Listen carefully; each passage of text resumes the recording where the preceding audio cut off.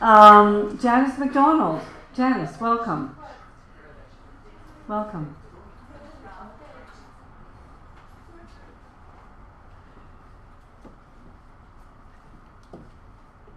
Hello. So, in Ingersoll, which is where I hail, they've been running a yearly poetry contest, and I entered it the first year, 1997, and that was the genesis of me taking poetry seriously, because I'd written and dabbled since I was 12. I think that was the earliest one I remember writing, and it just became kind of a tradition, and most of the poetry group in Ingersoll write. And this year, a couple of years ago actually, I decided that I was only going to write to the special categories, and one of the special categories was Canada's sesquicentennial. So I ended up entering those, and so I'm going to read some of those for tonight. I thought there'd be more, but no. Anyway, how many people are familiar with Mona Gould's poetry at all? She's from Manitoba, and well, you'll hear that in the poem, At Dieppe. While at high school, Mona Gould's poem, This Was My Brother, adorned a lower hall wall.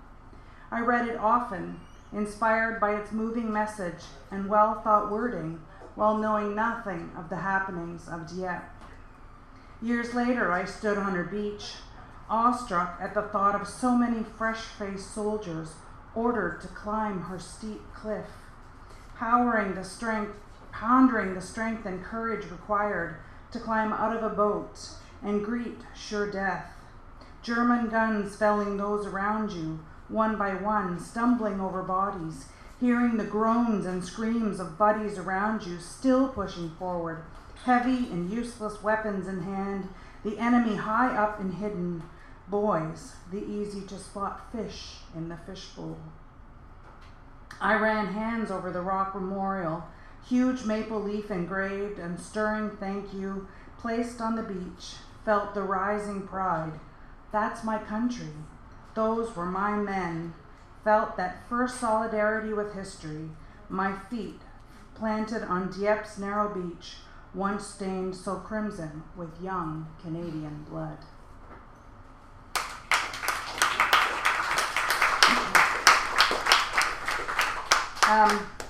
This was just a fun one.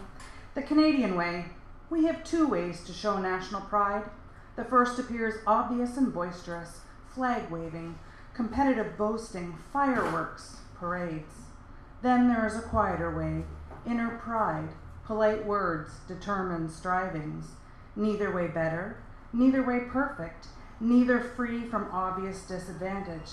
However, one way, invisible to the eye, quite subtle, that way is much more Canadian.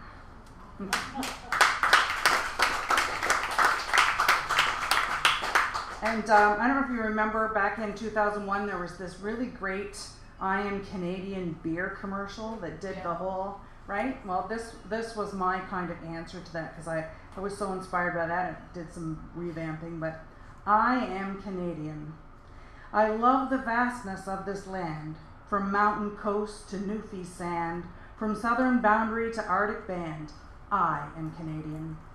Let's list the provinces, all 10, plus northern territories too, and then bless the birth of our nation when we join to become Canadian. I am so proud, don't you agree, of our open borders and liberty, a short though thrilling history. I love all that's Canadian. In the fields of science we can boast of great inventions, more than most, zipper, insulin, a light bulb, toast to all things Canadian. Salute our flag, stand tall and proud, sing our anthem clear and loud, no shame or disparaging words allowed. We are Canadian. The immigrant who has landed here will join me in this rousing cheer. Side by side, our choice is clear. We choose to be Canadian. We join all those who came before to say we're proud to be Canadian.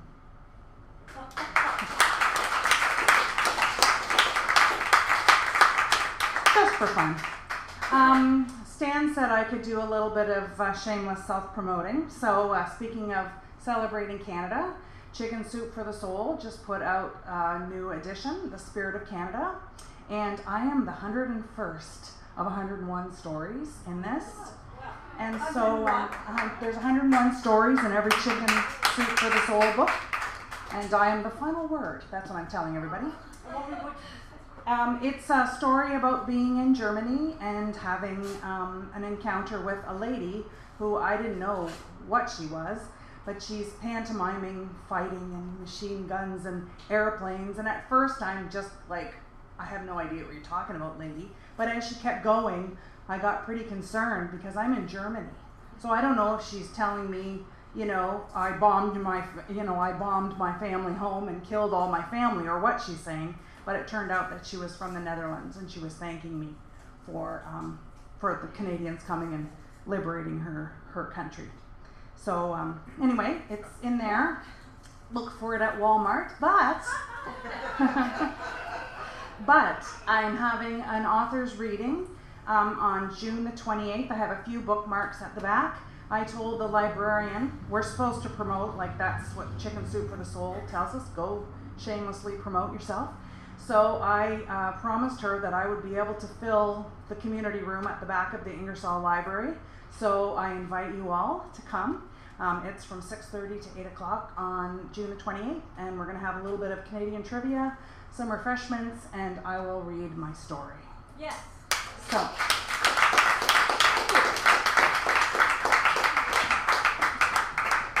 Thank you, Janice. Now, Tom Cull, you're not still here, are you? No, he left. Okay. And I forgot, I'm giving this copy to Stan. Thanks Okay, for all the go.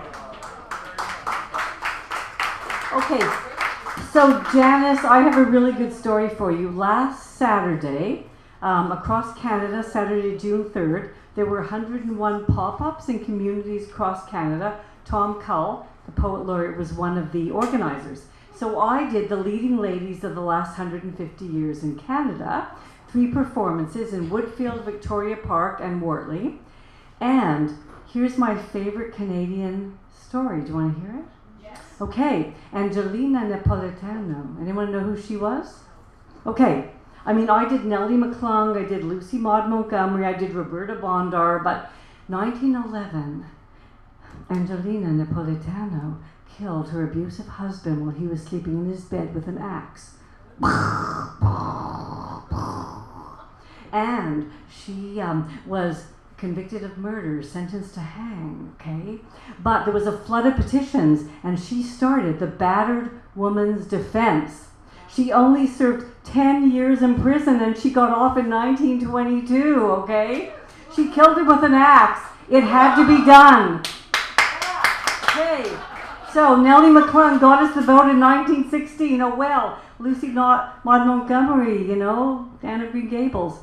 Angelina Napolitano killed her abusive husband with an axe. Thank you. Okay, sorry, but she was my favorite story, okay? And after I did it last Saturday, I've been asked to do it in the schools. Okay? Well, not just that one, but all the other leading ladies of the last 150 years. So.